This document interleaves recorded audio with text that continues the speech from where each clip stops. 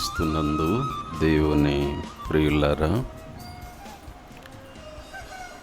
మన రక్షకుడును ప్రభు అయిన యేసు క్రీస్తు వారి పరిశుద్ధ నామంలో మీకందరికీ వందనాలు, శుభములు తెలియజేస్తున్నాను. ఈ 2 దినాలు నాకు పెద్ద భారమే ఉంది. రోజుకు 3 ప్రసంగాలు, 2 రోజులు 6 ప్రసంగాలు ఇవ్వాల్సి ఉంటుందని కాశిరెడ్డి గారు చెప్పారు. మామూలుగా మధ్యాహ్నం పూట ఎవరికైనా ఇవ్వండి అని అడిగాను, కానీ లేదు, మేము ఒక్కరినే వాడుకుంటాము, 2 రోజులు 6 ప్రసంగాలు ఇవ్వాల్సిందే అని అడిగారు. సరే, ప్రభువు మీద భారమేసి సిద్ధపడుతూ వచ్చాను. కనుక ఈ 2 రోజులు 6 ప్రసంగాలు ఉంటాయి. 6 ప్రసంగాలు. ఈ 6 ప్రసంగాలు ఒక అంశముగా మనం ధ్యానం చేయొచ్చు. ప్రభు నాకిచ్చే ఆత్మ నడిపింపు ఏంటంటే, ఎక్కడ కూడికలకు వెళ్ళినా ఒక అంశముగా ధ్యానం చేస్తూ ఉంటాను. ఆ విధంగా అవి గుర్తుండిపోతాయి, అంశము గుర్తుండిపోతుంది. చాలా ఏండ్ల కిందట మీ మధ్యకు వచ్చాను, అప్పుడు ధ్యానం చేసిన అంశం కూడా చెప్తున్నారు, యోబు గ్రంథ ధ్యానాలు అని. అంశము కాబట్టి గుర్తుంటుంది. పూటకొక రకంగా ప్రసంగం చేస్తే చివరికి ఏది మిగలదని నా అభిప్రాయం. కనుక ఈసారి కూడా ప్రభువా, ఏ అంశం అవసరమో అది మీకే కాదు నాకు కూడా దయచేయండి అని ప్రార్థన చేస్తూ ఉండగా దేవుడు ఒక అంశము నాలో సిద్ధపరిచాడు. ఆ అంశము చెప్పకముందు కొన్ని చిన్న హెచ్చరికలు ఇవ్వనివ్వండి. సెల్ ఫోన్లు ఒకవేళ పొరపాటున ఇంకా అలాగే ఉంటే సైలెంట్లో పెట్టుకోండి. ఒకసారి చెక్ చేసి సైలెంట్లో పెట్టుకోండి. స్విచ్ ఆఫ్ చేస్తే ఇంకా ఆశీర్వాదం. అది కాసేపు ఆ సెల్ ఫోన్ చచ్చిపోతే మంచిది, మనం బ్రతుకుతాం. పొరపాటున కూడా మోగకుండా జాగ్రత్త పడండి. ఒకవేళ ప్రసంగ సమయంలో ఎవరి సెల్ ఫోన్ అయినా మోగితే అది నాది అవుతుంది, ఇక నేను తీసుకొని పోతాను. కనుక మీ ఇష్టం, అది ఎంత విలువైనా అదైనా నేను అడిగి తీసుకొని వెళ్ళిపోతాను. నాకే లాభం ఉంటుంది, మీ ఇష్టం. ఇక దయచేసి సెల్ ఫోన్ల అల్లరి వినబడకుండా జాగ్రత్త పడదాం. నా ఫోన్ కూడా సైలెంట్లో పెట్టాను అక్కడ. తర్వాత ఇంకొక హెచ్చరిక ఏంటంటే, ప్రతి సంఘంలో ఒక సమస్య ఉంది. అదేంటంటే స్లీపర్ క్లాస్. అర్థమైందే? ప్రసంగం ప్రారంభం కాగానే నెమ్మదిగా నిద్రలోకి జారుకుంటారు. ప్రసంగమైన వెంటనే మెలకు వస్తుంది. అదేం నడిపింపో అర్థం కాదు. స్తోత్రం స్తోత్రం అని లేస్తారు మళ్ళీ. అది కూడా ఏంటి, కమ్మగా నిద్రపోయినందుక స్తోత్రము, ఒక్క ముక్క వాక్యం విననందుక స్తోత్రము. సాతాను ఎంత మోసం చేస్తున్నాడో చూడండి. మనం వాక్యం వినటం వానికి ఇష్టము లేదు. వింటే బాగుపడతామని వానికి బాగా తెలుసు. కనుక వాడు విననివ్వడు. వాడు వాడే బలమైన ఆయుధం ఏంటంటే నిద్ర. కనుక ఎవరైనా నిద్రపోతున్నట్టు కనబడితే నేను వారిని లేపుతాను. లేపినందుకు కోప్పడద్దు. అర్థమైందే? నేను నిద్రపోను, మిమ్మల్ని కూడా నిద్రపోని. వాక్యం వినాల్సిందే, మనం బాగుపడాల్సిందే. అప్పుడప్పుడు కూడికల్లో ఈ మాటలు చెప్తున్నాను. మనం బాగా వింటే బాగుపడతాం. ఏం చెప్పానమ్మా? బాగా వింటే బాగుపడతాం. బాగా వినకపోతే బాధపడతాం. చెప్పాలి. ఏం చెప్పాను? బాగా వినకపోతే బాధపడతాం. బాగా వింటే గట్టిగా చెప్పాలి. బాగా వినకపోతే బాగుపడదామా బాధపడదామా? పడుతున్న బాధలు చాలు. బాగుపడాలి, బాధలు తీరాలి. బాగుపడాలంటే బాగా వాక్యము వినాలి. ఎంత బాగా వింటే అంత బాగుపడతాం. కొన్ని బాధలు నీ ఇంట్లో ఎందుకు తీరలేదు అని అంటే బహుశా నీకు బాగా వినే అలవాటు లేదేమో, అందుకనే తీరలేదు. ఎంత బాగా వింటే అంత బాగుపడతాం. మరలా చెప్పండి. బాగా వింటే బాగుపడతాం. బాగా తింటే బాగా లావైపోతాం. ఎవరు చెప్పాల్సిన పనులు. బాగా నిద్రపోతే బలహీన పడిపోతాం. మెలకువగా ఉందాం, జాగ్రత్తగా విందాం. ఇంకొక మాట చెప్పి అంశంలోకి వెళ్తాను. ఓ చోట ఇట్లాగే కూడికలు జరుగుతున్నాయి. ఒక సోదరుడు నిద్రపోతున్నాడు. అప్పుడు ఆయన ప్రసంగం ఆపి పక్కనున్న ఆయన్ని, అన్న ఆయన్ను లేపండి అని అడిగాడు. ఆయన్ను లేపండి.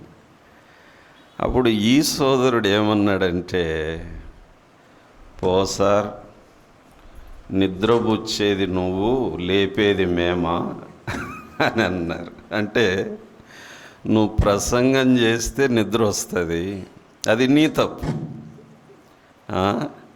నిద్రపుచ్చేదేమో నువ్వు, లేపేదేమో మేమా? కుదరదు, నువ్వే లేపు అని అన్నాడంటే. ఇట్లా ఉన్నారు విశ్వాసులు, సంఘస్థులు. అంటే తొండ ముదిరి ఊసరవెళ్ళయినట్టు విశ్వాసులు రాను రాను ముదిరిపోయారు. లేత బెండకాయలు కాస్త ముదురు బెండకాయలు అయిపోతున్నాయి. కూరకు పనికిరావు. అట్లా దేవునికి పనికిరాని విశ్వాసులంగా మారిపోతూ ఉన్నాం. జాగ్రత్త. మొన్న ఒకసారి పెద్దలు కాశిరెడ్డి గారు ఫోన్ చేసి ఆయన ఒక చింత వెళ్ళబుచ్చారు. ఏంటంటే మా వాళ్ళు రాను ఆదివారం క్రైస్తవులుగా మారిపోతున్నారు అని ఆయన అన్నారు. సండే క్రిస్టియన్స్గా మిగిలిపోతున్నారు అని అన్నారు. నిజంగా అది చాలా విచారం. కనుక ఈ విషయాలన్నీ నేను మనసులో పెట్టుకొని ప్రార్థన చేస్తూ ఉండగా దేవుడు తన వాక్యములో నుండి ఒక అంశం ఇచ్చాడు. అదే అంశం మీద 6 ప్రసంగాలు పరిశుద్ధాత్మ ద్వారా మనం నేర్చుకుందాం. కనుక ఇది మొదటి సెషన్ కాబట్టి కొంచెం ప్రిపేర్ చేస్తూ ఉన్నాను మిమ్మల్ని. బైబిల్ తెచ్చుకోండి, నోట్స్ ఒకటి తెచ్చుకోండి, పెన్ ఒకటి తెచ్చుకోండి. ఏమ్మా, బడికి పోయేటప్పుడు పెన్నులు, నోట్సులు, బుక్కులు, కానీ మందిరానికి వచ్చేటప్పుడు మాత్రం సాధ్యమైనంత లైట్ లగేజ్తో వస్తారు. కొంతమంది బైబిల్ కూడా తెచ్చుకోరు, ఏమంటే సెల్ ఫోన్లో ఉంది అంతా అని చెప్పి. సోమరులు అయిపోయినారు, ఆధ్యాత్మిక సోమరులు.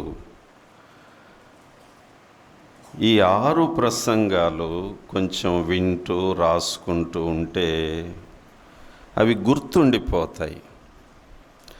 చదువు వచ్చిన వారు తప్పకుండా ఒక నోట్స్ పెట్టుకోండి. చర్చి కోసం ఒక నోట్స్, పెన్ను, బైబిల్. ఎన్నో ప్రసంగాలు వింటున్నాం, మర్చిపోతున్నాం, కానీ రాసుకున్నవి గుర్తుండి పోతుంది. ఆ మాటకొస్తే, ప్రవక్తలు పలికిన మాటలను ఎందుకు రాయించాడు దేవుడు ఒక బైబిల్గా అంటే, వ్రాయబడిన వాక్యము చెదరిపోదు. అలాగే మనము అన్ని ధ్యానం చేసుకుంటూ రాసుకుంటూ ఉంటే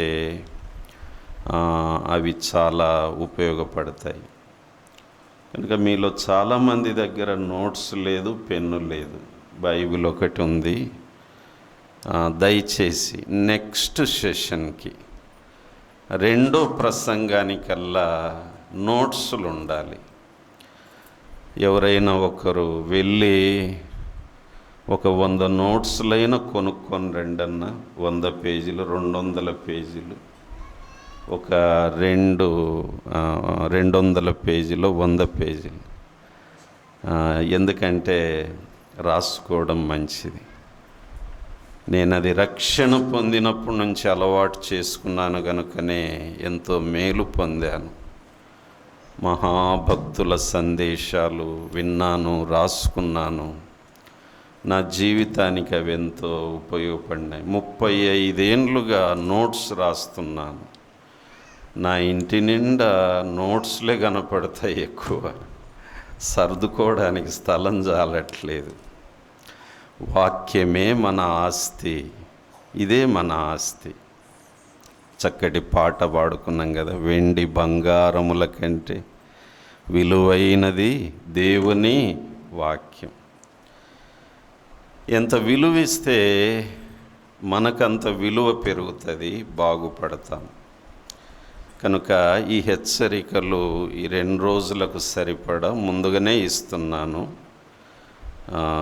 నోట్సు, పెన్ను కూడా ఉంటే మంచిది. జాగ్రత్తగా రాసుకోవాలి. ఇంకొకసారి హెచ్చరిక, బాగా వింటే చెప్పాలి, బాగుపడతాం. No sleeper class, only general class. ఎవరైనా స్లీపర్ క్లాస్లో రిజర్వేషన్ చేసింటే క్యాన్సల్ చేయండి, జనరల్ క్లాస్లోకి రండి. నేను నిద్రపోను, మిమ్మల్ని నిద్రపోని. మనం వినాల్సిందే, బాగుపడాల్సిందే. మంచిది. ఈ 6 ధ్యానాలకు ఈ 2 రోజులకు గాను ఒక అంశము దేవుని పరిశుద్ధాత్మ నాలో స్థిరపరుస్తూ వచ్చాడు. నేను అప్పుడప్పుడు పలికిస్తుంటాను, దయచేసి పలకండి. ఎందుకంటే పలికితే గుర్తుంటుంది. చిన్నప్పుడు కంఠస్థం చేస్తుంటేనే బాగా వచ్చేవి. కనుక అలాగే వాక్యం కూడా. మన అంశము ఈ 2 రోజులు, యేసుకు స్థలమియ్యండి. చెప్పండి, అందరూ చెప్పాలి. యేసుకు స్థలమియ్యండి. ఈ 2 రోజులు ఇదే అంశము ప్రతి ధ్యానములో మారు మోగేటట్లు ఉంటుంది. ఇవి వింటుండగా మన పరిస్థితి ఏంటో అర్థమవుతుంది. చక్కబెట్టుకోవచ్చు, దిద్దుకోవచ్చు. చెప్పండి, మన అంశం పేరేంటి? యేసుకు స్థలం ఇయ్యండి. వింతగా ఉంది కదా, ఇదేంటి సార్, ఇదేంటో మళ్ళా దిద్దిచ్చినట్టుందే అనిపించవచ్చు. కానీ ఈ వాక్యం వింటుండగా మన దరిద్రం ఏంటో అర్థమవుతుంది, మన దౌర్భాగ్యం ఏంటో అర్థమవుతుంది, మనం ఎంత తప్పిపోతున్నామో అర్థమవుతుంది.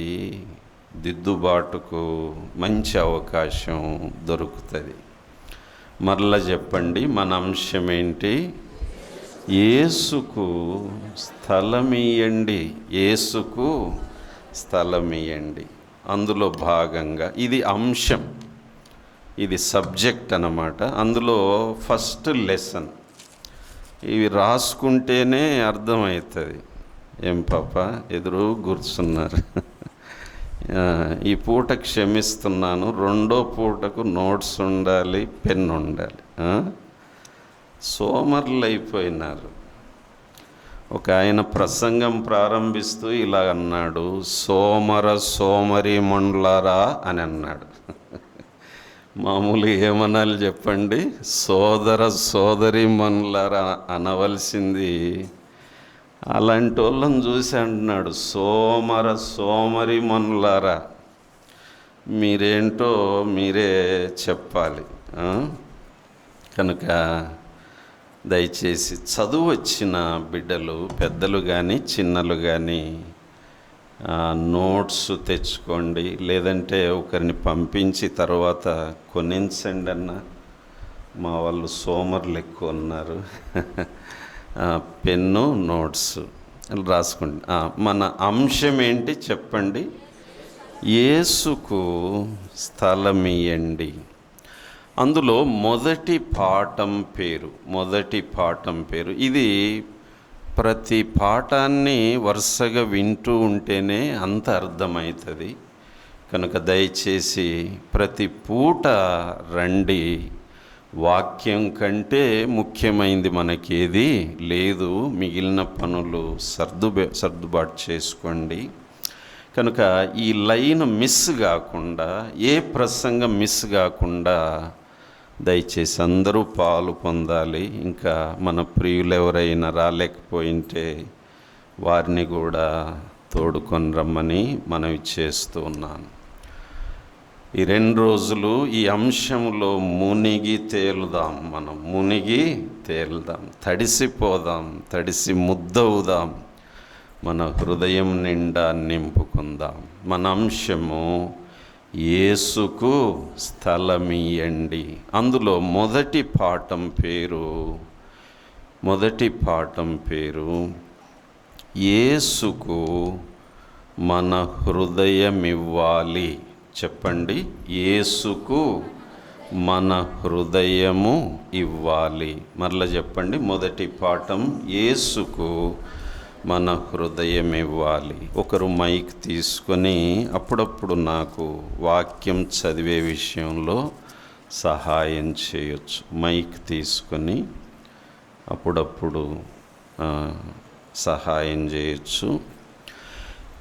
యేసుకు స్థలమియ్యండి అనే అంశంలో మొదటి పాఠము యేసుకు మన హృదయము ఇవ్వాలి.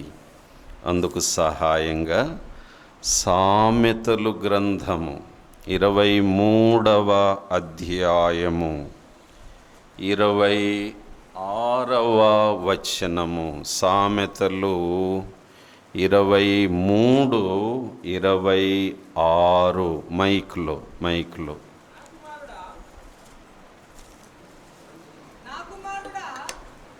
మైక్లో ఒకరు చదవండి దయచేసి. చదివే వాళ్ళకి ఇవ్వండి. నా కుమారుడా, నీ హృదయము నాకు ఇవ్వు, నా మార్గములు నీ కనులకు ఇంపుగా నుండని. కొంచెం సౌండ్ అడ్జస్ట్ చేయండి. అది మైక్ సౌండ్ అడ్జస్ట్. కొంచెం దూరం పెట్టుకొని చదవచ్చు, టెన్షన్ పడొద్దు బాబు, ఇవేం పరీక్షలు కాదు. మామూలుగా చదువు. నా కుమారుడా, నా కుమారుడా, నీ హృదయమును నాకిమ్ము. లేదా నా కుమార్తె. అవునా కదా?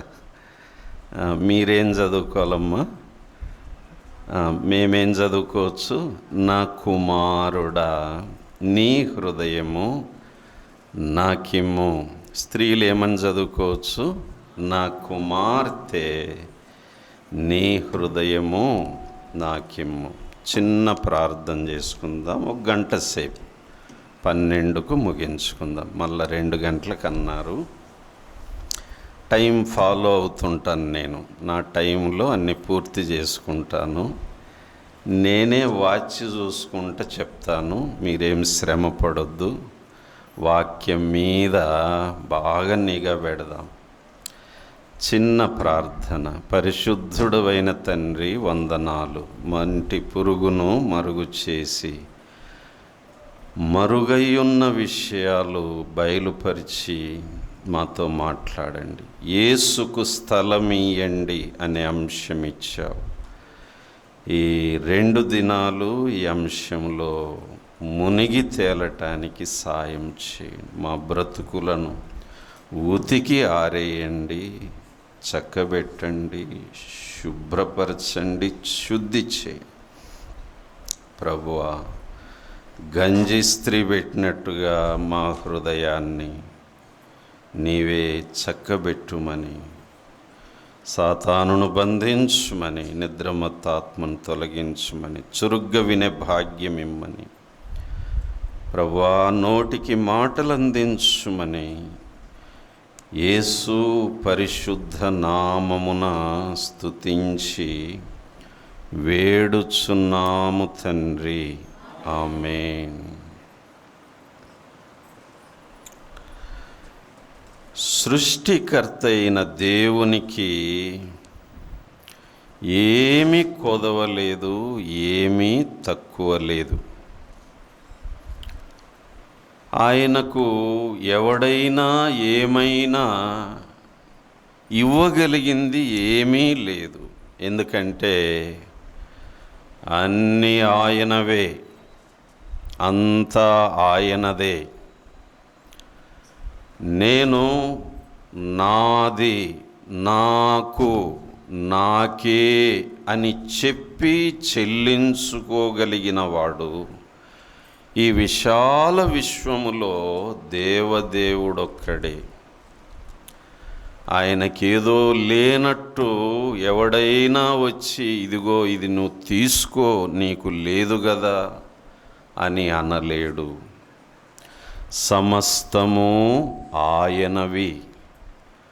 ఆయన నిమిత్తం, ఆయన ద్వారా, ఆయన కోసం అన్నీ సృజింపబడినాయి. అలాంటి దేవుడు తనకేదో ఒక కొదవ ఉన్నట్టు ఆయన అడుగుతున్నాడు. ఏమనంటే, నా కుమారుడా, నీ హృదయము నాకిమ్ము. ఏమ్మా, దిక్కులు చూడొద్దు. వచ్చేవాళ్ళు వస్తుంటారు, కూర్చునే వాళ్ళు కూర్చుంటుంటారు. దయచేసి లేటుగా వచ్చేవాళ్ళు వెనకే కూర్చోండి. దయచేసి వెనక కుర్చీలు ఉన్నాయి. అటెన్షన్ దెబ్బతింటుంది. Attention please. అమ్మ ఇటు చూడండి, వాక్యం వైపు చూడండి.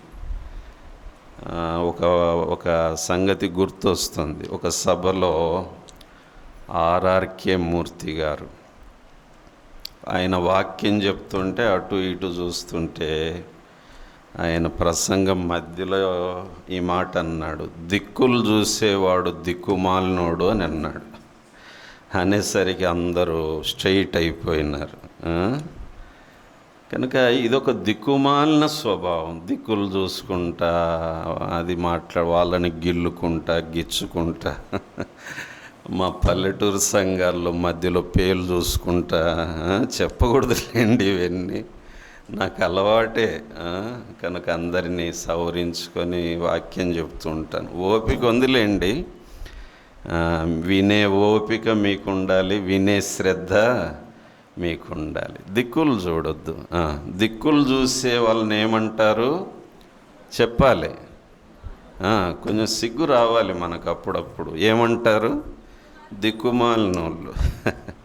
లవోదికయ సంఘంతో దేవుడు అన్నాడు, ఓరి దిక్కుమాలినోడా అని అన్నారు. సంఘంతో అన్నాడు. 5 విషయాలు ఉన్నాయి, తర్వాత వస్తాయిలేండి అవన్నీ. మన పరిస్థితి ఏంటో మనకు అర్థమవుతుంది ఈ కూడికల్లో. దిద్దుకుందాం, సరి చేసుకుందాం, బాగుపడదాం. బాగుపడడానికి వచ్చాం. నేను కూడా ఇంకా బాగుపడి వెళ్ళాలని వచ్చాను. ఈ వాక్యం వింటూ చెబుతూ నేను బాగుపడాలి. బాగులేనిదేదో ఉంది, కనబడుతుంది, బాగుపడదాం. దేవుని వాక్యమే మనల్ని బాగు చేస్తుంది. అన్నీ ఉన్న దేవుడు, అన్నీ ఆయనవై ఉన్న దేవుడు అదేంటో తనకు లేనట్టు ఒక కోరిక కోరుతున్నాడు. నా కుమారుడా, నా కుమార్తె, నా కుమారుడా, నా కుమార్తె అంటున్నాడు. ఏం ప్రభువా, ఏం కావాలి నీకు? నాకు ఒకటి కావాలి. ఏం కావాలి? 10వ భాగమా? కాదు బాబు. పోనీ నా ఆస్తి ఏమన్నా కొంచెం రాసి ఇవ్వాలా? అది కూడా కాదు బాబు, అది ముఖ్యం కాదు. ఇంకేం కావాలి ప్రభువా నీకు అని అంటే ఆయన అంటున్నాడు, నీ హృదయము నాకు ఇమ్ము. Give me your heart my son, give me your heart my daughter, give me your heart. నీ హృదయము నాకిమ్ము అని అడుగుతున్నాడు. ప్రియులారా, ఆయన అడిగింది ఇద్దామా మనము? ఆయన అడగకపోయినా కొన్ని ఇస్తూ ఉంటాము, సంతోషమే. అన్నిటికంటే ముఖ్యంగా దేవుడు అడుగుతున్నది ఏంటంటే, నా కుమార్తె నీ హృదయము నాకిమ్ము. కుమారుడా, నీ హృదయము నాకిమ్ము. సరే, మనలో రక్షణ పొందిన వారు అనొచ్చు, నేను ఎప్పుడో ఇచ్చేశాను సార్ నా హృదయము ప్రభువుకి అనొచ్చు. మంచిదే. పరిశుద్ధాత్మ ఏం చెప్తున్నాడంటే, ఇచ్చావు మంచిదే, మరలా ఇవ్వు, మరలా ఇవ్వు. Give your heart again to the lord. మరలా ఇవ్వమ్మా, మరలా ఇవ్వు. ఎందుకంటే ఇచ్చావు నిజమే. కొన్నిసార్లు అది సాతాను దొంగిలిస్తున్నాడు, ఎత్తుకొని పోతున్నాడు. దారి తప్పుతున్నాం, పడిపోతున్నాం, చెడిపోతున్నాము. రక్షణ పొందామన్న మాటే కానీ దానికి తగినట్టుగా లేము. కనుక మరొకసారి నా హృదయాన్ని నేను ప్రభువుకి ఇవ్వాలి. ఆ మాటకొస్తే ప్రతిరోజు పొద్దున్నే లేచి ప్రార్థన చేస్తే ఎంత బాగుంటుంది. ప్రభువా, నా హృదయము నీకిస్తాను, తీసుకో. ప్రతిరోజు ఈ ప్రార్థన అయితే మన జీవితాలు ఇంకా బాగుపడతాయి. కనుక ఫ్రెష్గా నువ్వు రక్షణ పొందినా పొందకపోయినా అవన్నీ పక్కన పెట్టు. ప్రభు ఈ మధ్యాహ్నం పిలుస్తున్న పిలుపు ఏంటంటే, నా కుమారుడా, నీ హృదయము నాకిమ్ము, నాకిమ్ము. ఎందుకు దేవుడు ఈ కోరిక కోరుతున్నాడంటే, ప్రియులారా, హృదయం విషయమై ఒక 3 కోణాల్లో ఒక తలంపు చెబుతాను. ఒకటి ఏంటంటే, దేవునికి నీ హృదయం మీదే దృష్టి ఉంది. దేని మీద దృష్టి అమ్మా? హృదయం మీదే దృష్టి ఉంది. రెండోది, సాతానుకు కూడా నీ హృదయం మీదే దృష్టి ఉంది. మూడోది, దేర్ఫోర్ నాకు కూడా నా హృదయం మీదే దృష్టి ఉండాలి. దేవుడు నీ హృదయానికి ఎంతో విలువిస్తున్నాడు. అది కావాలి, అది ముఖ్యం నాకు అని. అలాగే సాతాను కూడా హృదయం మీదనే దృష్టి పెట్టి అది ముఖ్యం నాకని వాడు పొంచి ఉన్నాడు. దేవునికి ఏది ముఖ్యమో, సాతానుకి ఏది ముఖ్యమో అదే నీకు కూడా ముఖ్యమై ఉండాలి. నేను ఈ 3 తలంపులకు ఉదాహరణ చెప్తాను. సమూయేలు యెష్షయి ఇంటికి పోయినప్పుడు, వారిని అభిషేకించే పనిలో ఉన్నప్పుడు, మొదటి వాడిని చూసినప్పుడు వీడే అన్నప్పుడు దేవుడేమన్నాడు? వాని పై రూపమును లక్ష్య పెట్టొద్దు, యెహోవా హృదయమును వాని ముఖం చూడొద్దు సమూయేలు. వానికి ఫేస్ వాల్యూ ఉంది కానీ హార్ట్ వాల్యూ లేదు. ఫేస్ వాల్యూ ఉంది వానికి, హార్ట్ వాల్యూ లేదు. లోకము ఫేస్ వాల్యూ చూస్తుంది కానీ దేవుడు హార్ట్ వాల్యూ చూస్తాడు. లోకము నీ ముఖాన్ని చూస్తుంది, దేవుడు ఏం చూస్తున్నాడక్క? హృదయాన్ని చూస్తున్నాడు. వానికి ఫేస్ వాల్యూ ఉంది, వాని హార్ట్ వాల్యూ లేదు. వదిలేయి వాణ్ణి.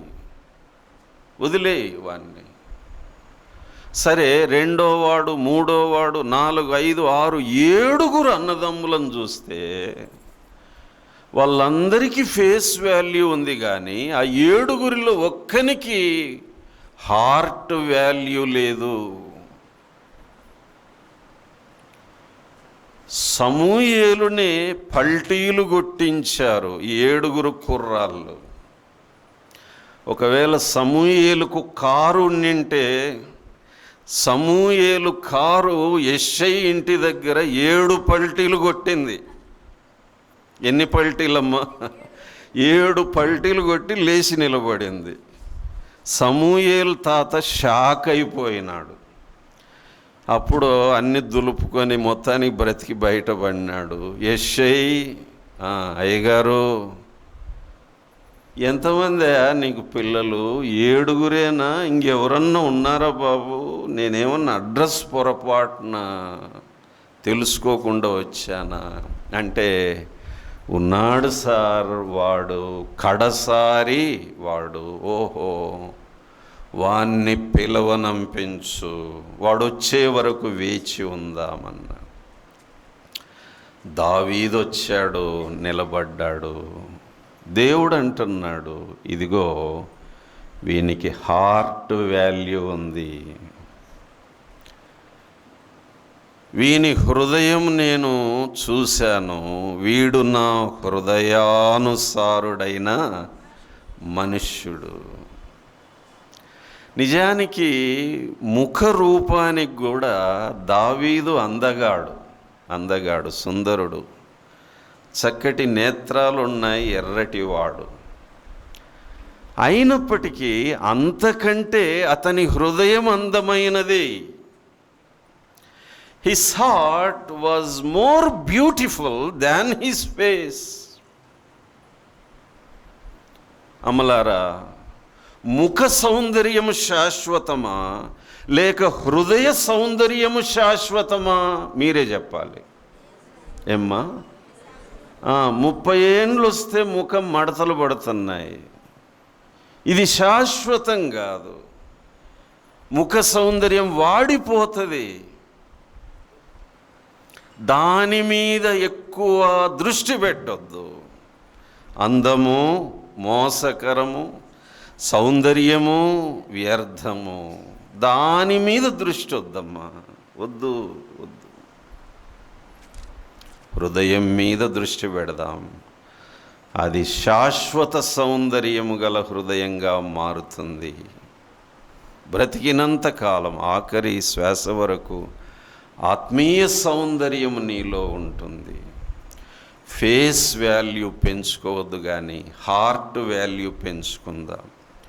ప్రియులారా, లోకస్తులతో పాటు విశ్వాసులు కూడా పరిగెడుతున్నారు. ఏంటంటే, ఈ కాలంలో బ్యూటీ పార్లర్ రెవల్యూషన్ ఎక్కువైపోయింది. స్త్రీలకే కాదండి, మెన్స్ బ్యూటీ పార్లర్లు కూడా వచ్చేసినాయి. 60 ఏండ్ల మనిషి లోపలికి పోతాడు, బయటకు వచ్చేసరికి 30 ఏండ్లు కనపడతాయి. ఫేస్ వాల్యూ, బయటి సౌందర్యం. స్త్రీలు బ్యూటీ పార్లర్కి వెళ్ళొచ్చా? ఇదో పెద్ద ప్రశ్న. దేవుని వాక్యమును బట్టి నేను చెప్తున్నాను, అమ్మా, అవసరం లేదు, అవసరం లేదు. 100,000 ఎందుకు తగలెడతావు దానికి? అవసరం లేదు. వ్యర్థమైన వాటి కొరకు, ఆహారము కాని వాటి కొరకు ఎందుకు ఖర్చు పెడతావు? అదే ఖర్చు దేవుని సేవకిస్తే సేవ ఇంకా బాగా జరుగుతుంది. మన తల్లి అయిన శారా ఏ బ్యూటీ పార్లర్కి వెళ్ళిందో చెప్పండి, కానీ 80 ఏండ్లు 60 ఏండ్లు అంత వచ్చినా కానీ ఆమె సౌందర్యం చెక్కు చెదరలేదంట. కారణం ఏంటంటే దేవుడిచ్చింది చాలు. ఆమె ముఖ సౌందర్యం కంటే అంతరంగ సౌందర్యానికి ప్రాధాన్యత ఇచ్చింది మన తల్లి అయిన శారా. స్త్రీలు ఆమెను మాదిరిగా పెట్టుకోండి. అలాగే పురుషులు కూడా మెన్స్ బ్యూటీ పార్లర్కు వెళ్ళాల్సిన అవసరము లేదు. ఎవరైనా వెళ్తుంటే దయచేసి ఇంకా ఆపేయండి. ఫేస్ మీద దృష్టి పెట్టి హార్ట్ను వదిలేస్తున్నావు. దేవుడేమో హార్ట్ చూస్తుంటే నువ్వేమో ఫేస్ చూసుకుంటున్నావు. అందుకే 7 అన్నదమ్ములు డిస్క్వాలిఫై అయిపోయినారు దేవుని సన్నిధిలో. They are unfit in the sight of God. వాళ్ళల్లో స్పిరిచువల్ ఫిట్నెస్ లేదు బాబు, వదిలేయి. అది చెత్త సరుకు, అది వదిలేయి. సమూయేలు, దావీదు వచ్చాడు, వీడు కావాలి. దేవుడు దావీదు హృదయాన్ని చూశాడు. కనుక అమ్మలారా, దేవుడు దేని మీద దృష్టి పెట్టాడో మనం దాని మీదే పెడదాం. దేవుడు దేన్ని విలువైందిగా ఎంచుతున్నాడో మనము దాన్ని విలువైందిగా ఎంచుదాం. తర్వాత సాతాను కూడా దేని మీద దృష్టి పెట్టాడు? నీ ఫేస్ మీద కాదు, దేని మీద? హృదయం మీద. నేను రెఫరెన్సులు చూపించడానికి సమయం లేదు, తర్వాత చదవండి. వాక్యంలో యోహాను సువార్త 13:2 తర్వాత చదువుకోండి, ఊరికట్ట రాసుకోండి. అపవాది ఇస్కరియోతు యూదా హృదయములో ఆలోచన పుట్టించి ఉండెను అని ఉంది. ఏం ఆలోచన? యేసును తెగ నమ్ముకో, అది ఆలోచన. యూదా యేసును అమ్మేసుకో. ఎవరు పుట్టించారంట చెప్పాలి. ఏమ్మా? వాని హృదయములో. అంటే సాతానుకు దేని మీద దృష్టి ఉంది? మనిషిలో హృదయం. వానిలో బలంగా నాటాడు ఆ తలంపు. కనుక చివరికి ఏం చేశాడు వాడు? అమ్మేశాడు. పోనీ అమ్మేమన్నా బాగుపడ్డా వాడు? చేతికి తీసుకున్నాడు రూకలు, నోట్లోకి ఏమన్నా పోయినాయా?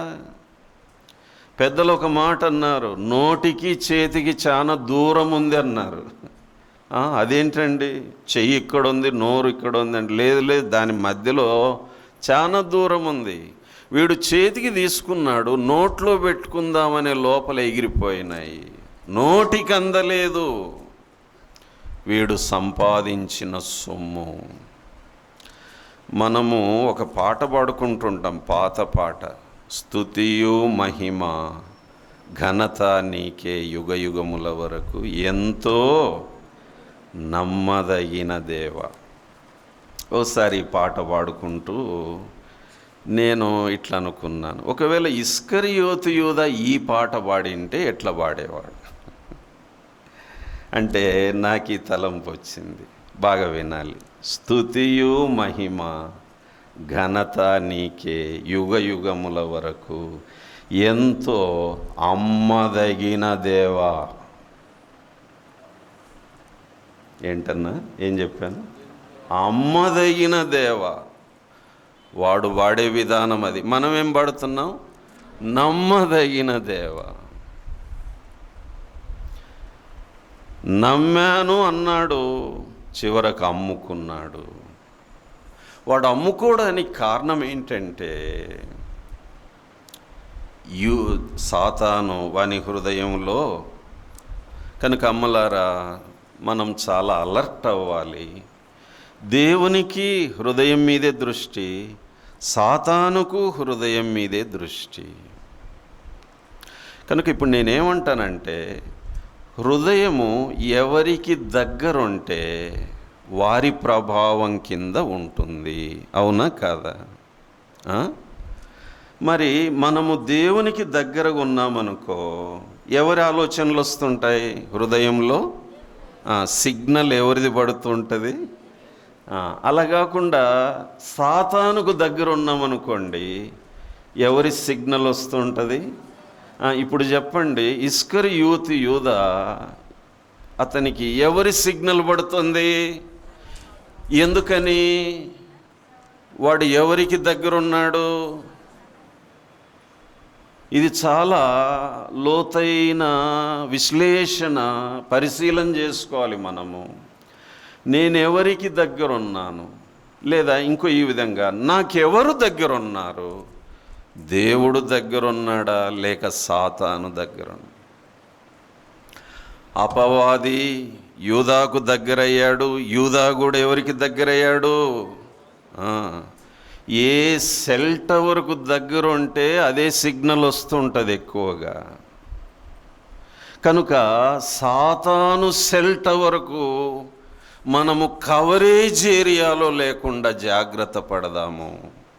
వాడు ఒకవేళ ఫోన్ చేస్తే మీ వినియోగదారుడు కవరేజ్ ఏరియాలో లేడు అని వానికి జవాబు రావాలి, వానికి రిప్లై వెళ్ళాలి. This customer is not in the coverage area. సరే, దేవుడు ఫోన్ చేస్తే వెంటనే అందుకోవాలి. అమ్మలారా, ప్రియులారా, ఇదొక ఛాలెంజ్ ప్రతి విశ్వాసికి. ప్రతిదినము నేనెవరికి దగ్గరున్నాను బాబు, నాకు ఏ సిగ్నల్ వస్తుంది? ఇస్కరియోతు యూదా హృదయంలో ఎవడు పుట్టించాడు ఆలోచన? ఫుల్ సిగ్నల్ ఉంది వాని సెల్లులో. ఎవరు దగ్గరున్నారు? దేవుడు దాని మీదే దృష్టి, సాతాను దాని మీదే దృష్టి. దేర్ఫోర్ మనకు కూడా దేని మీద దృష్టి ఉండాలి చెప్పండి? ఏమ్మా? హృదయం, మన హృదయం మీద. ఏమ్మా, బాగా వినాలి. అసలైన ప్రశ్నకు సిసలైన జవాబు చెప్పాలి. ఏదో ఒక రాయి వేయకూడదు. దేవునికి దీని మీదే దృష్టి, సాతానుకు దీని మీదే దృష్టి, మనకు కూడా. ఇప్పుడు చదువుదాను రండి. సామెతలు గ్రంథము 44వ అధ్యాయం. సామెతలు 4. బాబు మైకు రెడీగా ఉందా? చదువుతావా? సామెతలు 4 మనకు తెలుసు అయినప్పటికీ చదువుకుందాం. 23 బాబు, 23. సామెతలు 4:23. నీ హృదయంలో నుండి జీవధారలు బయలుదేరును, కాబట్టి అన్నిటికంటే ముఖ్యముగా నీ హృదయంను భద్రముగా కాపాడుకొనుము. నేను చదువుతాను. అందరు తీశారమ్మా ఈ మాట. ఇది చాలా ముఖ్యమైన వచనం. నీ హృదయములో నుండి జీవధారలు బయలుదేరును. దేర్ఫోర్, ఇది అండర్లైన్ చేస్తే మంచిది. అన్నిటికంటే ముఖ్యముగా, అన్నిటికంటే ముఖ్యముగా అన్నిటికంటే ముఖ్యంగా నువ్వేం కలిగి ఉన్నావో నీ ఇంట్లో వాటన్నిటికంటే ముఖ్యంగా, బంగారు ఉందేమో దానికంటే ముఖ్యంగా, బ్యాంక్ బ్యాలెన్స్ ఉందేమో దానికంటే ముఖ్యంగా, మంచి ఇల్లుందేమో దానికంటే ముఖ్యంగా, సర్టిఫికెట్లు ఉన్నాయి దానికంటే ముఖ్యంగా, ఆరోగ్యం మీద అమితమైన శ్రద్ధ దానికంటే ముఖ్యంగా, దానికంటే ముఖ్యంగా ఏం చేయాలంట? నీ హృదయమును భద్రంగా కాపాడుకో. కనుక ప్రియులారా, మనం నేర్చుకుంటున్నాము, మన హృదయం మీద ఎవరికి దృష్టి ఉంది చెప్పాలి? ఇంకెవరికి దృష్టి ఉంది? మనకుందా? మన హృదయం మీద మనకే లేకుండా పోయింది. Are you aware of your heart? అసలు ఇక్కడ ఏం జరుగుతుంది, ఏమవుతుంది? మనిషికి ఇది సెంటర్. ఇది తెలుగులో ఒక సామెత ఉంది, సర్వేంద్రియాణం నయనం ప్రధానమని. శరీర అవయవాలన్నింటిలోకి కన్ను చాలా ముఖ్యమైందంట. కనుకనే కంటిని జాగ్రత్త కాపాడుకోవాలి డాక్టర్లు చెప్తూ ఉంటారు. అలాగున బైబిల్ ప్రకారము మనలో అన్నిటికంటే ముఖ్యమైనది ఏంటి చెప్పండి? గట్టిగా నోరు తెరవండి బాబు. ఎంత ముఖ్యమండి ఇది, ఎంత ముఖ్యం! అయితే మనలో కొంతమంది దాన్ని గాలికి వదిలేశారు. కనుక సాతాను అది పసిగట్టాడు. ఓహో, ఇతని హృదయం విషయమై ఇతనికి లక్ష్యం లేదు, కనుక నేను గురి పెడదాం. గురిపెట్టాడు ఇస్కరియోతు యూదా హృదయం మీద. వాని జీవితాన్ని సర్వనాశనం చేశాడు. అయిపోయింది. విచారం ఏంటంటే, యేసు ప్రభు శిష్యుల్లో ఒకడుగా, అపోస్తలుడుగా పేరుకెక్కినవాడు ఊరేసుకొని చచ్చాడు. ఇది ఘోరం. An apostle committed suicide. విశ్వాసులు కూడా ఆత్మహత్యలు వినబడుతున్నాయి.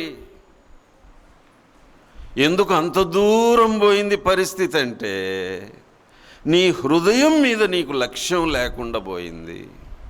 సాతాను స్వాధీనం చేసుకున్నాడు. నీ జీవితాన్ని ఇష్టం వచ్చినట్టు చెడగొట్టాడు.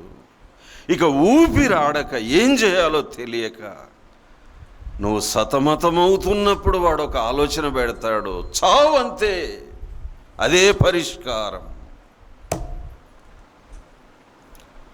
అందుకని అన్నిటికంటే ముఖ్యముగా మిగిలినవన్నీ తర్వాత బ్రదరు, అమ్మ తర్వాత, ముందు దీన్ని చూడండి బాబు. దీన్ని గాలికి వదిలేశారు. అన్నిటికంటే ముఖ్యముగా నీ హృదయమును భద్రంగా, బంగారు కంటే భద్రంగా, సర్టిఫికెట్ల కంటే భద్రంగా, డాక్యుమెంట్స్ కంటే భద్రంగా, పొలం పత్రాల కంటే భద్రంగా, ప్లాట్లు ఇంకేమన్నా చెప్పుకోండి, అన్నిటికంటే ముఖ్యంగా హృదయమును భద్రంగా కాపాడు. అయితే ప్రాబ్లం ఏంటంటే, ఇది నా చేత కాదు, నీ చేత కాదు. కాపాడుకోవటం నా చేత కాదు, నీ చేత కాదు. అందుకని దేవుడు అంటున్నాడు, నా కుమారుడా, నీ హృదయము నాకివ్వరా? నా కుమార్తె, నీ హృదయం నాకివ్వమ్మా. నువ్వు నాకిస్తే నేను దాన్ని భద్రంగా కాపాడుతాను.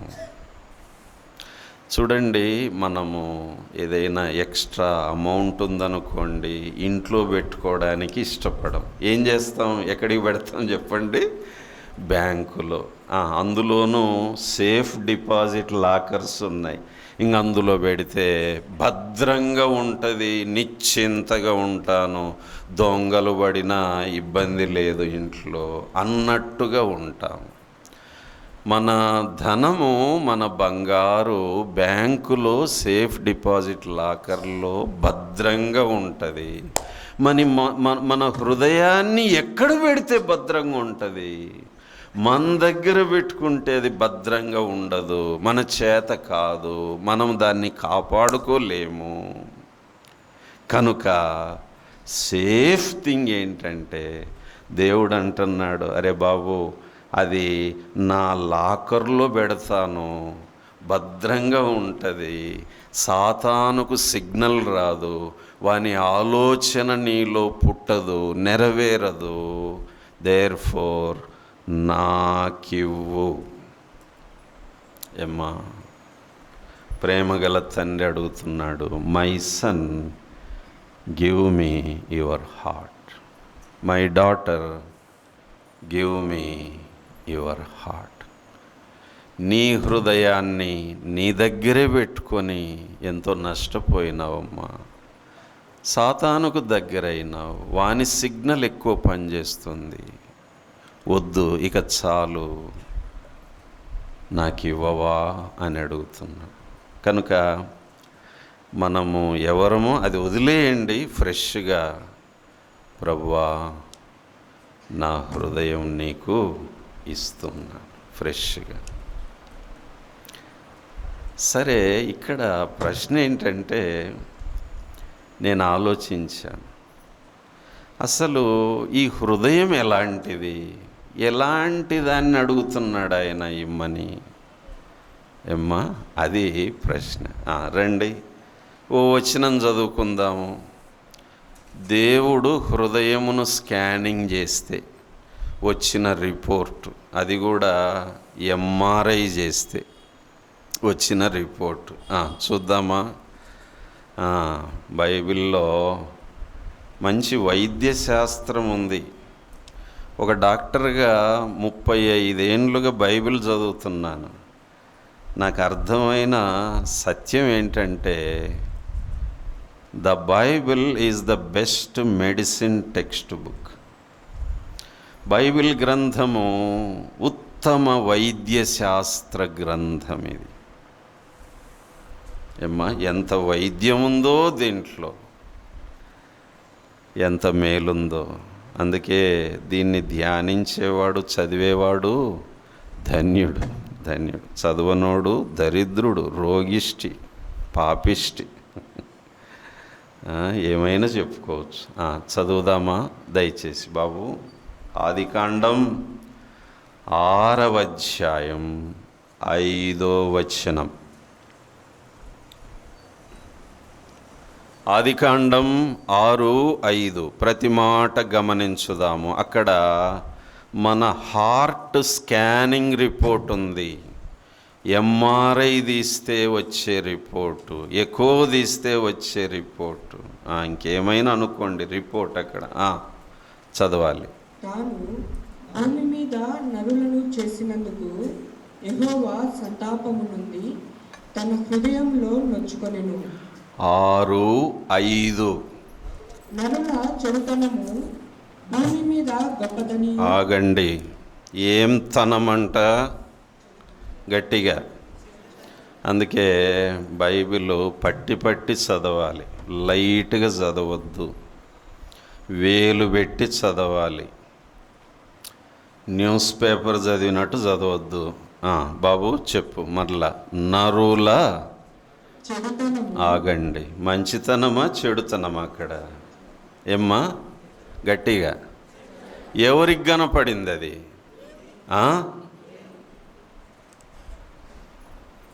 దేన్ని చూస్తే కనపడింది? గట్టిగా అలర్ట్గా ఉండాలి, వినాలి. విశ్వాసులకు ఇంకొక అలవాటు ఏంటంటే వింటున్నట్టు నటిస్తుంటారు. అదొక పెద్ద రోగం. ఆ పండగలకు అప్పుడప్పుడు గంగిరెద్దులు వస్తుంటాయి, ఇట్లా అంటూ ఉంటాయి అంతే. విశ్వాసులకు కూడా ఆటోమేటిక్గా ఇట్లా అంటూ ఉంటారు, కానీ లోపలికి మాత్రం ఏం పోదు. ఏమ్మా గంగిరెద్దు సామెతలాగా ఉండదు చర్చిలో. బాబు చదువుతావా? నరుల ఆగండి. ఇంకా నరులంటే ఎవరు? మనమే. కనుక ఇట్లా చదువుకుంటే ఇంకా బాగుంటుంది. బాబు ఇప్పుడు చదువు, నా అని చదువు. నరుల స్థానంలో నా చెడుతనము భూమి మీద గొప్పదనియు. అర్థమైందా? ఇప్పుడు నేనెంత చెడ్డోన్నో అర్థమైందా? నా చెడుతనము భూమి మీద గొప్పది. Great is your wickedness on this earth.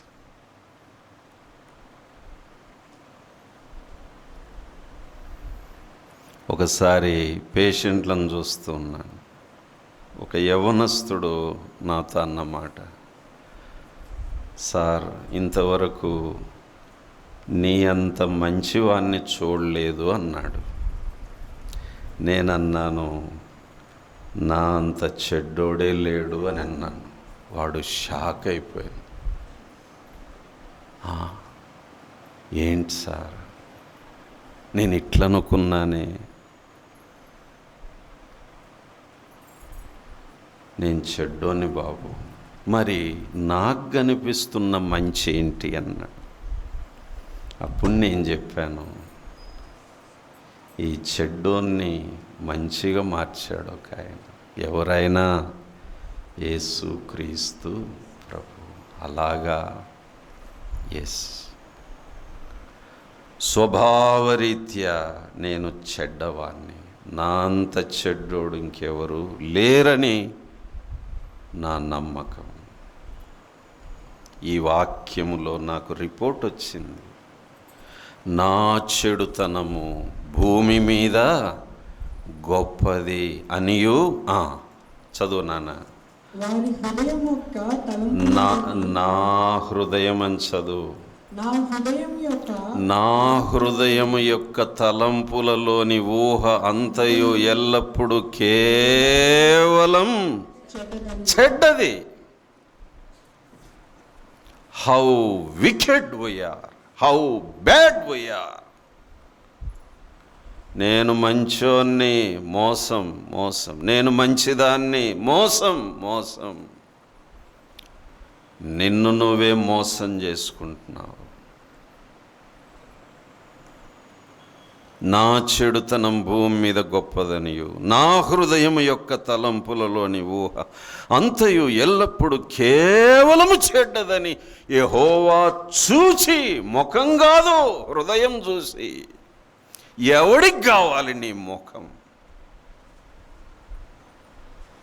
ఆ ముఖానికి ఎంత మెరుగులు, ఫేస్ వాల్యూ పెంచుకుంటున్నావు. హార్ట్ కుళ్ళిపోతుంది లోపల. సున్నంగుట్టిన సమాధి బయట, లోపల కుళ్ళు. మేడిపండు సామెత, బయటికి రంగు బాగుంది, లోపల కుళ్ళిపోయింది. విప్పితే పురుగులు.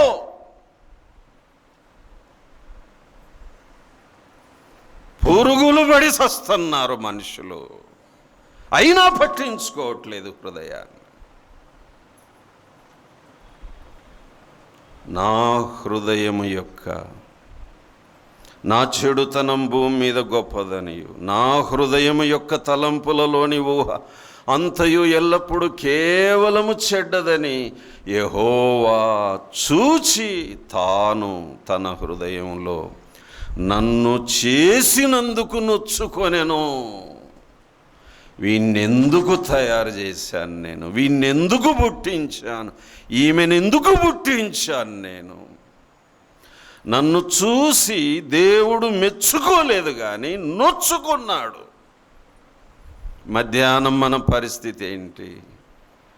దేవుడు మెచ్చుకునేది ఏమైనా ఉందా? లేక నొచ్చుకునేవే అన్నీ ఉన్నాయా? ఆయన సంతాపపడెను, దుఃఖపడ్డాడు. కన్నీరు గార్చాడు నన్ను చూసి. అమలారా, లోతుకు వెళ్దాం, లోతుకు వెళ్దాం. చెడిపోయిన హృదయం. నేను అది చదువుతున్నప్పుడు ఈ తలంపు కలిగింది. మా ఊర్లో కుక్కలున్నాయి, గాడిదలున్నాయి, పందులున్నాయి, పశువులున్నాయి. అది చదువుతుంటే నాకు వచ్చిన ఆలోచన ఏంటంటే, దేవుడు కుక్కలను కూడా చేశాడు కదా, కానీ నొచ్చుకున్నట్టు వాక్యంలో లేదే. కుక్కని ఎందుకు చేశాను, గాడిదని ఎందుకు చేశాను, పందిని ఎందుకు చేశాను, పశువుని ఎందుకు చేశాను లేదే. కానీ ఏమన్నాడు, మనిషిని ఎందుకు చేశానని నొచ్చుకున్నాడే. అంటే దాని అర్థము, మనిషి బ్రతుకు కుక్క కంటే, పంది కంటే, గాడిద కంటే, పశువు కంటే అధ్వానమైపోయింది దేవుని దృష్టిలో.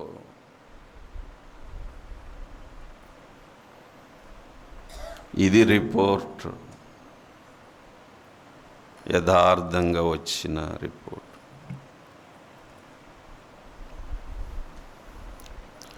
అందుకనే ప్రియులారా, ఎప్పుడు దీని మీద ఒక నిఘా పెట్టుకుందాం. మనకు మనమే దీని మీద సీసీ కెమెరా పెట్టుకుందాం. అసలు లోపల ఏం జరుగుతుంది, ఏం ఆలోచిస్తున్నాను, ఏమైపోతుంది, ఎంత కుళ్ళిపోతుంది. లోపల క్యాన్సర్ పుండు, హృదయము ఇంత చెడుగు పెట్టుకొని మళ్ళా ఆరాధిస్తూ ఉన్నాం. అందుకే ప్రభు అన్నాడు, వారు తమ పెదవులతో lip love, lip worship, lip praise, పెదవులతో, కానీ వారి హృదయము నాకు దూరంగా. ఎంత దూరమో. ఆ తండ్రి యొద్ద నుండి చిన్న కొడుకు దూరదేశం వెళ్ళిపోయాడని ఉంది. దాని అర్థం ఏంటి? తండ్రికి వాని హృదయం చాలా దూరంగా అయిపోయింది. సరే, మీరే చెప్పాలి, నిజంగా వింటున్నారు లేదు. మన హృదయము దేవునికి దూరం అయిపోతుంది అంటే ఎవరికి దగ్గర అవుతుంది? గట్టిగా, అమ్మా ఎంత అపాయమమ్మా. అక్క ఆలోచించాలి. పాప, దేవునికి దూరంగా వేసే ప్రతి అడుగు ఎవరికి దగ్గరేస్తున్నాం చెప్పండి? సాతాను. దేవుడు బాధపడుతున్నాడు. నా పిల్లలు పెదవులతో పాడుతారు, పెదవులతో ఆరాధిస్తారు, చేతులతో చప్పట్లు కొడతారు, కానీ వారి హృదయం నాకు దూరంగా ఉంది. అంటే ఎవరికి దగ్గరైంది? ఆటోమేటిక్, అది ఆటోమేటిక్. దేర్ఫోర్ ప్రభు అంటున్నాడు, అరే నీ హృదయం ఇదిరా, రిపోర్ట్ ఇట్లొచ్చింది అంటూ ఆయన ఎంత ప్రేమ చూడండి. అది నాకివ్వరా అంటున్నాడు. పాప, ఆ హృదయం నాకివ్వమ్మా. ఇదేంటయ్యా చెడిపోయిందని అడుగుతావే నువ్వు? ఏమండి, ఉదాహరణకు ఇంట్లో వంట చేస్తున్నారమ్మా, టమోటో పండు తీసుకున్నారు, అది చెడిపోయింది. ఏం చేస్తారు? ఏమ్మా, అదే మాట మీద ఉండాలి, పారేస్తాం. అవునా కాదా అన్న? పారేస్తామా లేదా? కోడిగుడ్డు ఆమ్లెట్ వేద్దామని చెప్పి అట్లా వేస్తుంటే పగలగొడితే నల్లగా కనపడింది. ఏం చేస్తారు? పారేస్తాం. రాత్రి అన్నం ఎగబెట్టినావు, పొద్దునికల్లా వాసన చూస్తే పాసిపోయింది. ఏం చేస్తావు? టమోటో చెడిపోతే పారేస్తాం, కోడిగుడ్డు చెడిపోతే పారేస్తాం, అన్నం చెడిపోతే. మరి నువ్వు చెడిపోయినావు, నిన్నేం చేయాలి? పారేయాలంతే.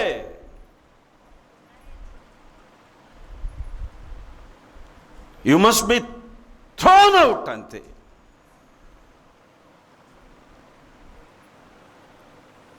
ఎక్కడ పారేయాలి? ఇప్పుడు మామూలుగా చెత్తను ఎక్కడ పడేస్తాం? వీధిలో చెత్త కుండీలో పడేస్తాం. సరే, మనిషి చెడిపోయినాడు, వాన్ని ఎక్కడ పారేయాలి? ఏమ్మా?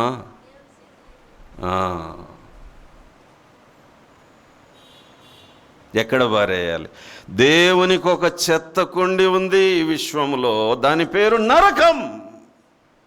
హెల్ ఈజ్ గాడ్స్ డస్ట్బిన్. ఎత్తి నరకములో పడేయాలి మనిషిని. అంతే, చెడిపోయింది అది.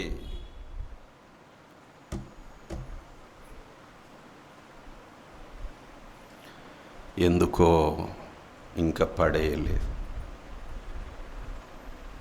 అది ప్రేమ, అది కల్వరి ప్రేమ, సిలువలో రక్తం గార్చిన ప్రేమ.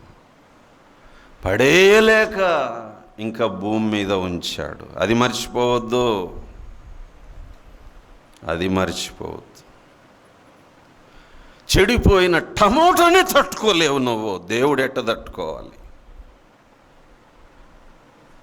చెడిపోయిన కోడిగుడ్డు తట్టుకోలేవు, అంతే. వాసన వస్తే బయటపడేస్తావు, తట్టుకోలేవు నువ్వు. దేవుడు ఎట్ట తట్టుకుంటున్నాడు నిన్ను, నన్ను? నా చిన్నతనంలో సంఘటన జరిగింది. ఒక ఇంట్లో ఒక పాప తొందరపడింది, పెళ్ళికి ముందే గర్భవతి అయింది. ఆ విషయము తల్లిదండ్రులకు చెప్పలేక నలిగిపోతుంది.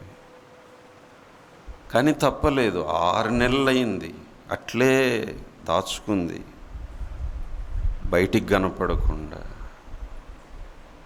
చివరకు వాళ్ళ అమ్మకు డౌట్ వచ్చి, ఏంటమ్మా అని అంటే ఉన్న విషయం చెప్పింది. ఆ తల్లి భర్తకు చెప్పింది, ఒక్కటే కూతురు, ఇలాగైందయ్యా, ఏం చేద్దాం? ఆయన మామూలుగా సర్లే అది మనం కడుపులో పెట్టుకోవాలని భర్తకు చెప్పాను కదా, ఏదో ఒకటి చేస్తాడులే, ఎవరికి తెలియకుండా. ఒకరోజు పొలం వెళ్ళారు. మా ఊర్లో నా చిన్నతనంలో జరిగిన సంఘటన. భర్త అన్నాడు, పాపను సర్ది తీసుకొని రమ్మను అని అన్నాడు. సరే, తీసుకెళ్ళింది పాప. మధ్యాహ్నం దాకా ఇద్దరు పనిచేశారు, తండ్రి కూతురు. మధ్యాహ్నం సర్ది విప్పుకొని, మా ప్రాంతంలో దిగుడు బావులని ఉంటాయి, దిగి లోపలికి వెళ్ళాలి. బావి గడ్డన కూర్చున్నారు, ఇప్పుకున్నారు. పాప, నీళ్ళు తీసుకురాపమ్మ బావిలో.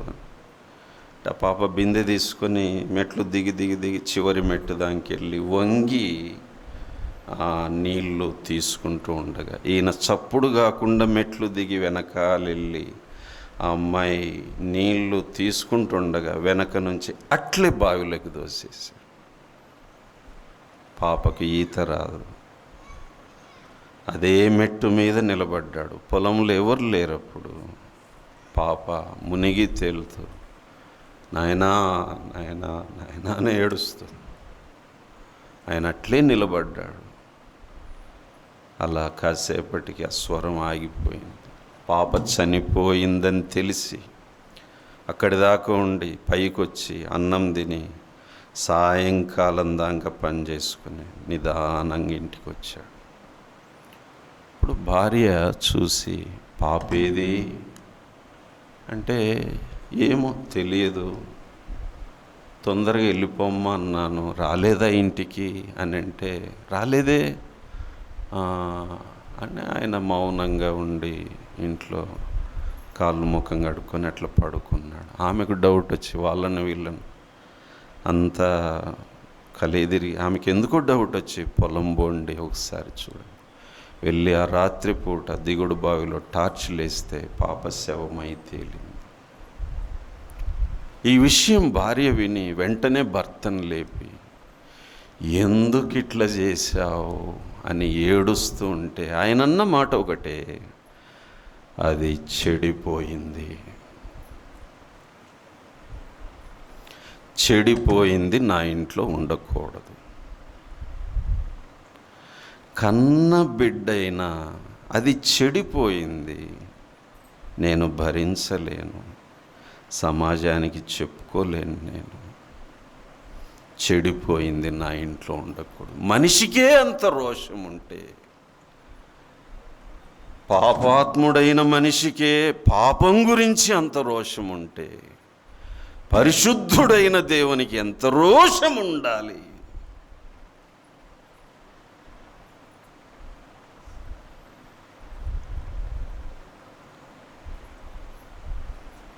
చెడిపోయిన మనిషిని నరకంలో పడేయలేదు. ఇంకా మిగిలున్నాం.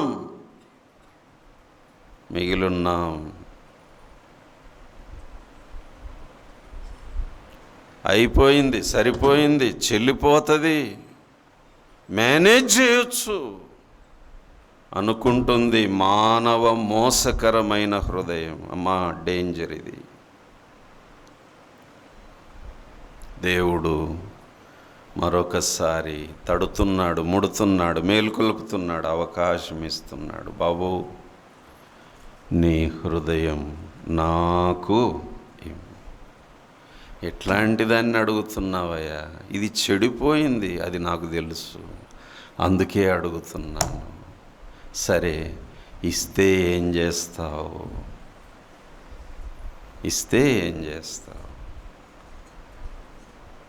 ఆహా, ఏం చేస్తాడో మనకు తెలుసు. నా కుమారుని శిలువ రక్తంలో కడిగి, పాపం, రోగం, శాపమును తొలగించి, పరిశుద్ధమైన హృదయంగా మార్చి మళ్ళీ అక్కడ పొదుగుతాను. ఇస్తావా? ఇంత చెడిపోయిన దాన్ని ఎవరు కోరుకుంటారండి? ఎవరు కోరుకుంటారు? ఆ తండ్రి తట్టుకోలేకపోయాడు. ఆయన కాకపోతే ఇంకెవరు భరించాలి? తట్టుకోలేకపోయినా. చెడిపోయింది నా ఇంట్లో ఉండకూడదంతే. ఈ పరమ తండ్రి చూడండి, అవును, వీడు చెడిపోయినాడు, ఈమె చెడిపోయింది. చెత్త కుండిలో వేయాలా? బయట బారేయాలా? నో. అందుకు ప్రాయశ్చిత్తం చేశాడు. అందుకే యేసు ప్రభు వారు సిలువనెక్కారు, రక్తం గార్చారు. ఆ శిక్ష అంతా తాను భరించాడు. తండ్రితో చెప్పాడు, ఈ రక్తం వాడుకో, చెడిపోయిన హృదయాన్ని కడుగు. ఇది కలువరి ప్రేమ, సిలువ ప్రేమ, యేసయ్య ప్రేమ. అందుకని తండ్రి అడుగుతున్నాడు, అరే బాబు, నాకు ఇవ్వరా? దేవునికి స్తోత్రం. 35 ఏండ్ల కిందట నా హృదయాన్ని ప్రభువుకి ఇచ్చాను. చెడిపోయిన నన్ను ప్రభువు కడిగాడు. తన మంచితనం నాకు ధరింపచేశాడు. అంతేకాదు, ప్రతిరోజు కూడా నేను ఈ ప్రార్థన చేస్తున్నాను ఫ్రెష్గా. ప్రభువా, ఇదిగో ఈరోజు నా హృదయం నీకు ఇస్తున్నాను. ఇంకే చెడుగుందో, ఇంకే రోతుందో ప్రభువా, కడుగు కడుగు కడుగు, నిర్మలమైన హృదయంగా మార్చు, నాలో పొదుగు.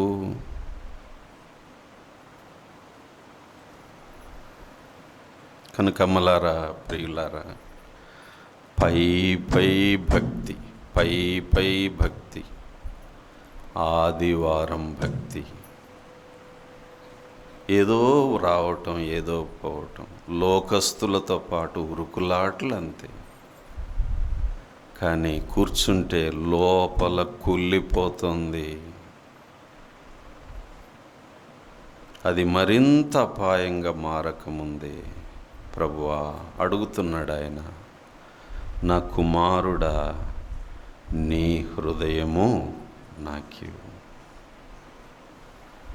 ఇంత చెడిపోయిన దాన్ని ఇంత రోత ఉన్నదాన్ని ప్రభు అడుగుతున్నాడు. ఇస్తే ఆ హృదయమును సంపూర్ణంగా శుద్ధి చేస్తాడు, చెడుగును తొలగిస్తాడు,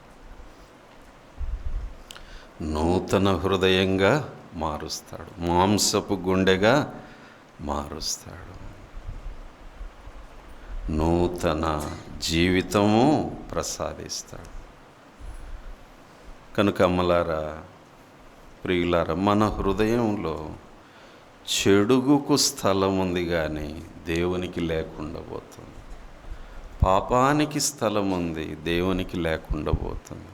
అందుకే దెబ్బతింటున్నాం. ప్రభు అడుగుతున్నాడు, అది నాకివ్వు, మొదట నాకివ్వు. నా కుమారుడా, నీ హృదయం నాకివ్వు. అన్నీ ఉన్న దేవుడు, కొదవలేని దేవుడు, తనకేదో అక్కరుందని దిగులు పడే దేవుడు కాదీన. అన్నీ ఉన్నాయి, కానీ ఒక విషయం దిగులుంది. అదేంటంటే, నా సృష్టి అయిన నా పిల్లలు, వారి హృదయం చెడిపోయింది. అదొకటి దిగులు. కనుక ప్రేమతో అడుగుతున్నాడు, నాకివ్వు, నాకివ్వు. చూసారా, అసలు ఆయనకు హక్కు లేదా? నువ్వు ఇవ్వకపోయినా లాక్కునే హక్కు లేదా? ఉంది. కానీ ఎంత రెస్పెక్ట్ ఇస్తున్నాడు నీకు, ఎంత ప్రేమతో చెప్తున్నాడు. మాయ్, నాకివ్వు బాబు, నాకివ్వు. ఇంకా ఉంచుకుంటే ఇంకా చెడిపోతావు, నాశనమవుతావు, నష్టపోతావు. ప్రభువా క్షమించు.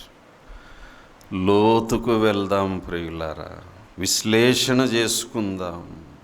డిగ్ డీప్, లోతుగా త్రవ్వి, పై భక్తితో సమర్థించుకోవద్దు.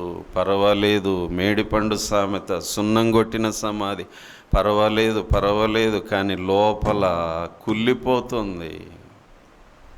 ముఖం బాగుంది, హృదయం చెడిపోయింది.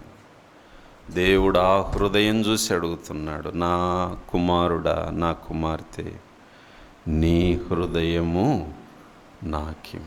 కనుక మన అనుభవము, వయసు, ఇవన్నీ ఈరోజు పక్కన పెట్టండి. పక్కకు పెట్టి ఫ్రెష్గా, ప్రభువా, నా హృదయం నీకు ఇస్తున్నా.